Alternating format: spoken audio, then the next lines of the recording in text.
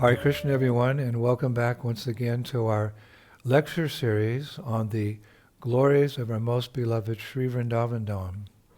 Nama Om Vishnupadaya Krishna Pashtaya Bhutale Srimati Bhaktivedanta Swaminiti Namane Namaste Saraswati Deve Gauravani Pacharane Nivishesha Shunyavadi Paschatya Desha Tarane.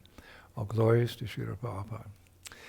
So we're continuing with our series on stimulation for ecstatic love, and this will be part 154, in which we will continue to discuss the various disguises Radha and Krishna use in their pastimes. In this episode, Krishna cleverly disguises himself as a daring thief. Now, of course, we know Krishna's famously known as Makhan Chor, or a butter thief, in his childhood pastimes in Gokul. We just finished that month. But in this pastime, he steals from his dearmost Srimati Radharani. Now, it's authoritative. This pastime is mentioned by Srila Jiva Goswami in his Gopal Champu, as have all the other disguises we've been discussing, actually, last month or so. In his first Champu, 29th Purana, verses 89 and 90, he writes, while the people of Gokula were on pilgrimage, Krishna, disguised as a girl, would meet with the gopis and enjoy pastimes with them.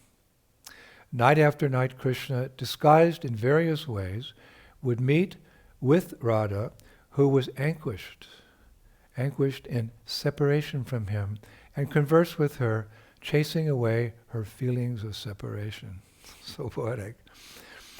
When Krishna came disguised as a girl thief, Radha said, "This dark girl is not honest. Unseen by others, she has switched her necklace for one more valuable.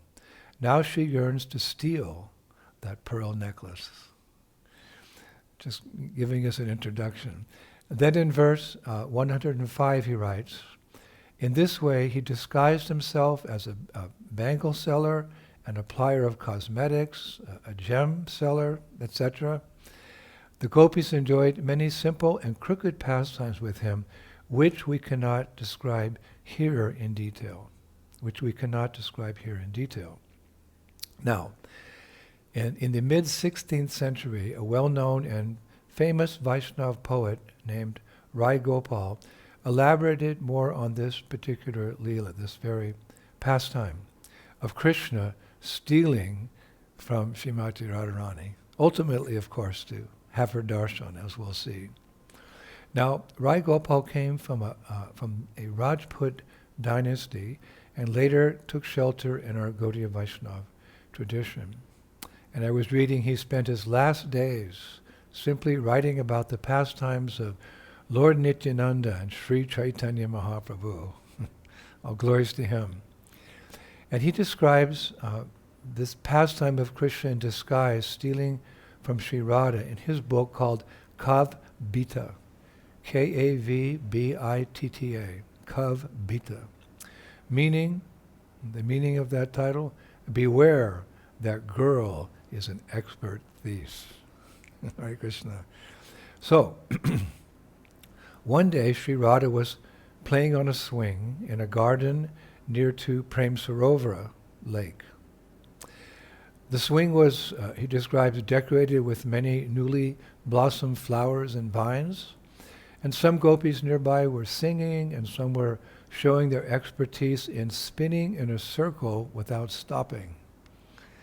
And some were dancing, some were playing musical instruments, while others were chatting with Śrī Rādhā. He describes the atmosphere in that garden was magical.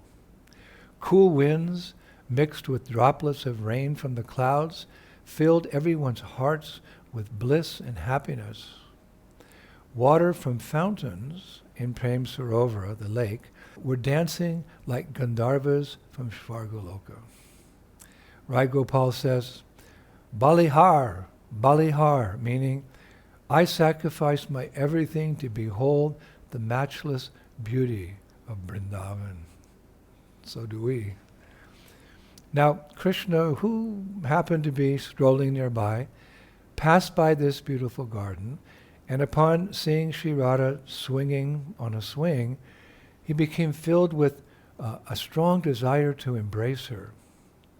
However, Purnamasi, he noticed that many gopis were standing guard and surveying the area, making it impossible for him to approach her. So, he quickly went to Vrinda Devi's kunja nearby, where all of Vrinda Devi's parrots were singing the names of Radha and Krishna. And as soon as Vrinda Devi saw Krishna, she stood up and welcomed him. She said, "O Nagara Krishna, O Nagara Krishna, my grove is fortunate today to have your lotus feet step in its dust. How can I serve you?" So Krishna smiled and he said, "O Vrinda, you are the best amongst all servants. Today, after seeing the beautiful scene of Cupid's playground near Prem Sarovara," that's how he perceived it, "my mind and heart were stunned by the beauty of Śrī Radha's swing pastimes. I have a strong desire to be with her. However, something happened last night." So Vrinda asked, "And what was that?" So Krishna replied, "Well, while returning from the pasturing grounds with my cows, I happened to meet Lalita Saki, and I gave her my Lila Kamala, my play lotus toy, to her, and asked her to give it to Sri Radha, and tell Radha I would come later in the evening to her kunja." So he gave a present, and he said, "Deliver this present," and he set up a rendezvous later that evening in her kunja. And he continued, "But when I was on my way to that rendezvous in the evening, suddenly Padma, the very dear friend of Chandravali, met me and told me that Chandravali, who we know is, Srimati Radharani's competitor, wanted to meet me because she had something to give to me. Now, when I arrived at Chandravali's kunja, she was playing a game of chess. So I decided to play one round of chess with her. But time flew by, and when I looked at the sky, it was almost the end of night, well past my rendezvous with Sri Radha. So Vrinda, I got up and immediately ran to Radha's kunja. But Sri Radha's kunja had witnessed Kandita Nayika. Kandita Nayika means one who waits the whole night for her beloved. One who waits the whole night for her beloved. And that Kandita was none other than Sri Radha herself. And I saw Sri Radha's eyes were filled with tears, dripping with the nectar of separation.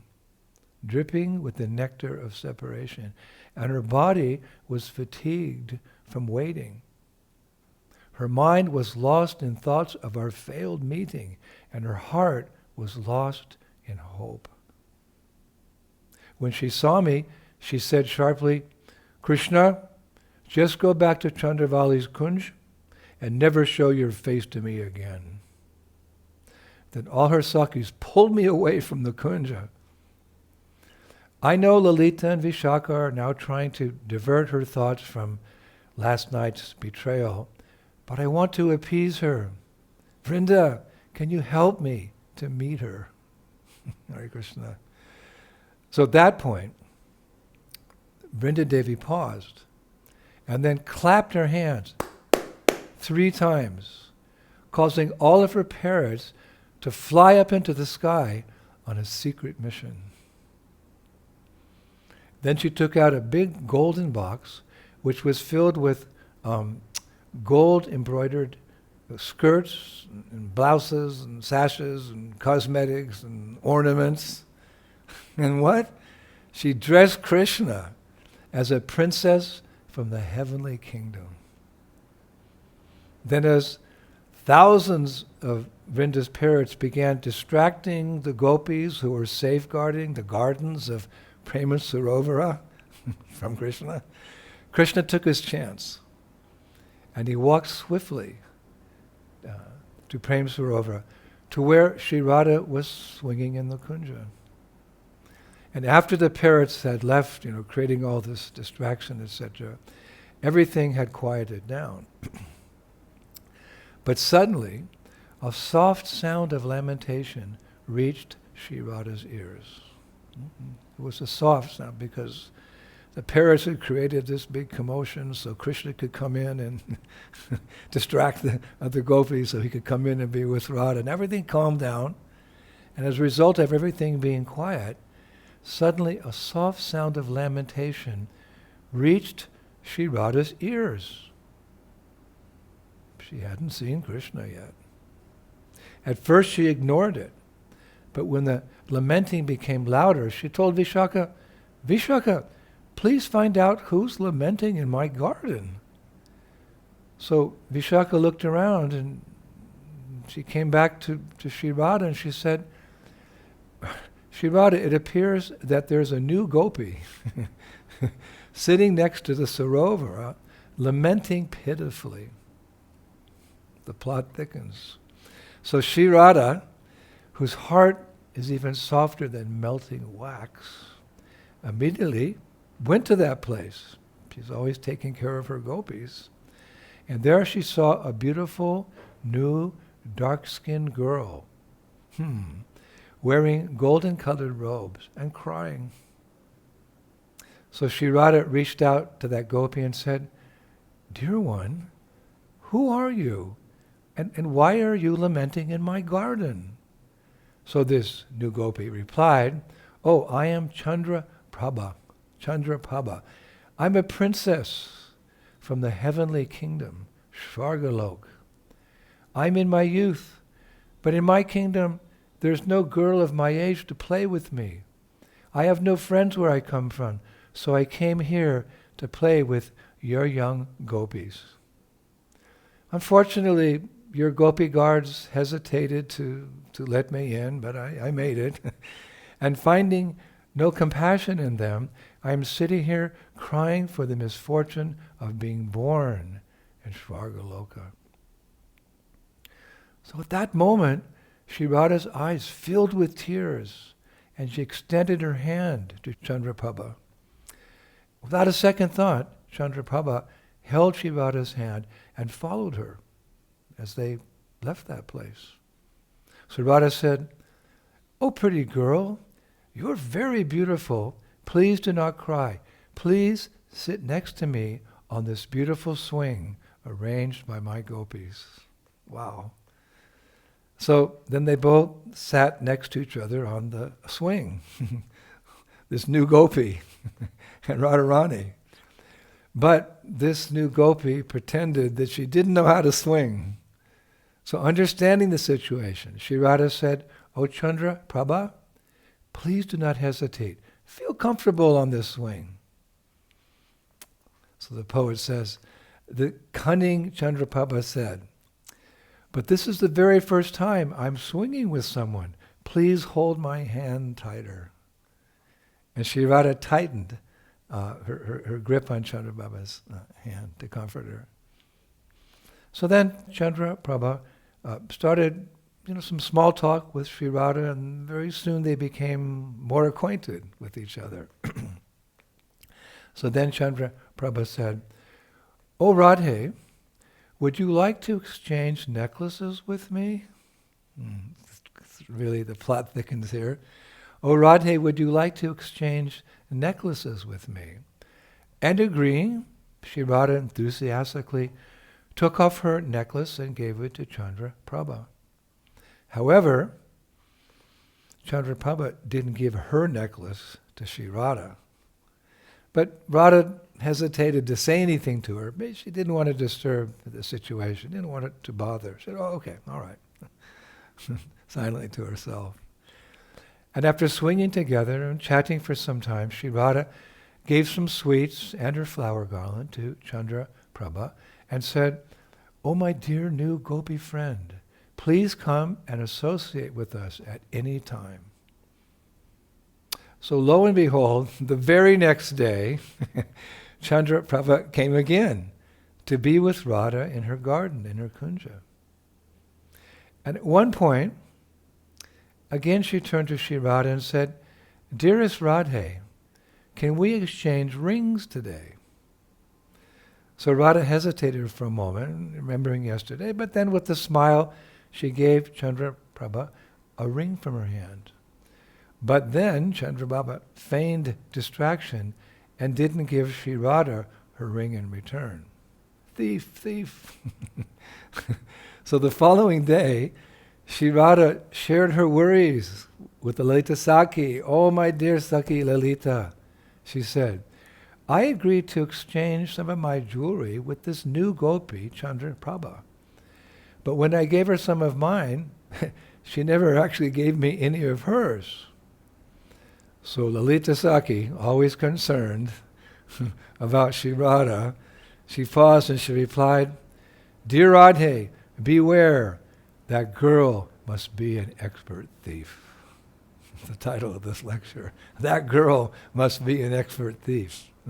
So that evening, and left it at that, that evening when Chandra Prabha came to be again with Śrī Rādhā asked her, "Oh, my dear new gopi, Chandra Prabha, where is the necklace and the ring I gave you? I don't see you wearing them." So Chandra Prabha wasn't so prepared. She became embarrassed and said, "Oh, how foolish. I have forgotten them. I've forgotten to wear them today. I have forgotten to wear them today." But then while studying Chandra Prabha's clothing, Lalita noticed a suspicious pocket in her blouse, in her choli. So she said, "Oh, Chandra Prabha, what is that in that large pocket in your choli? I can see something glowing. It's glowing very bright. It must be something very special." So Chandra Prabha replied, Oh, no, it's nothing." So suspicious Lalita came closer to Chandra Prabha, and there she suddenly saw what? Looking very closely in the pocket, a small golden flute hidden in the choli. Hare Krishna.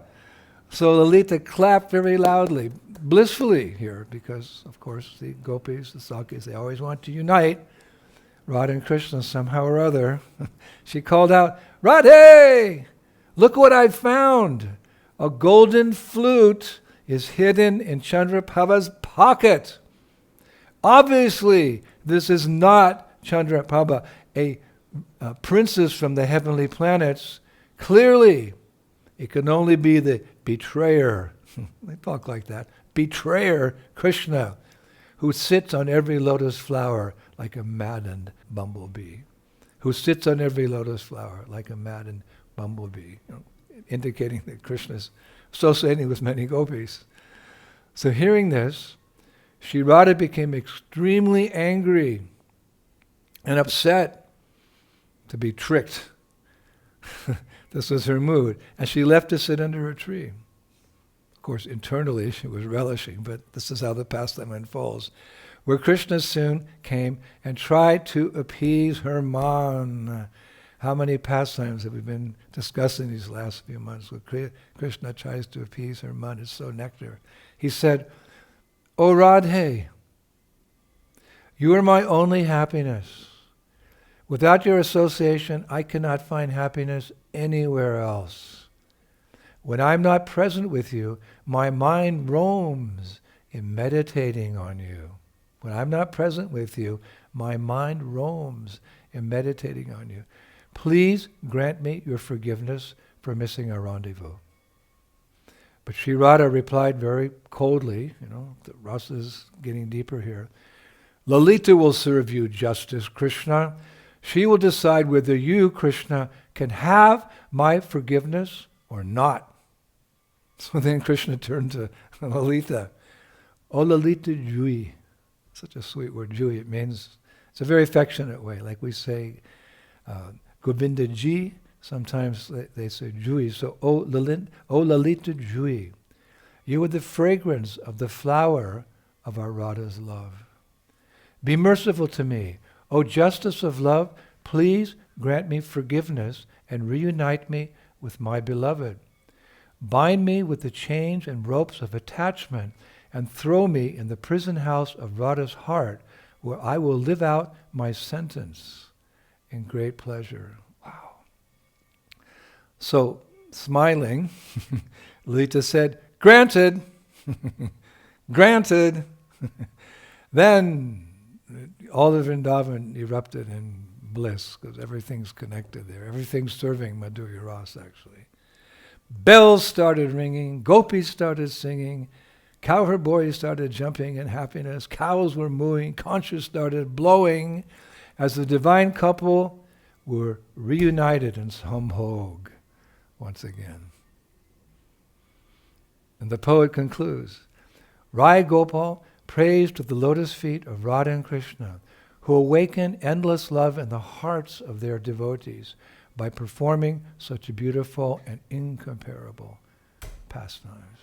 Hare Krishna. Yes. So, all glories to Prabhupada, the revealer of the Nam.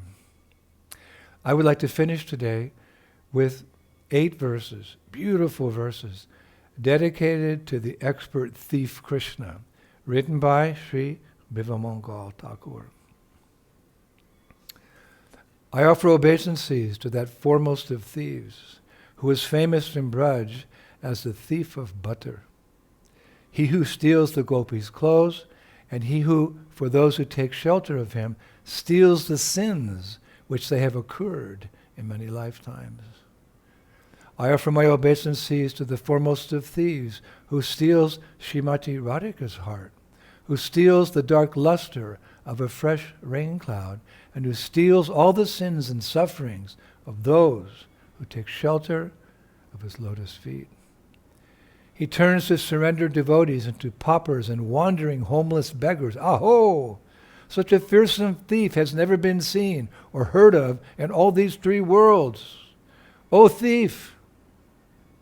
Having stolen my wealth, my honor, my senses, my life, my everything, where can you run to?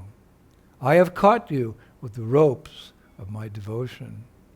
Mere utterance of your name purges one of a mountain of sins. Such an astonishingly wonderful thief I have never seen or heard of anywhere.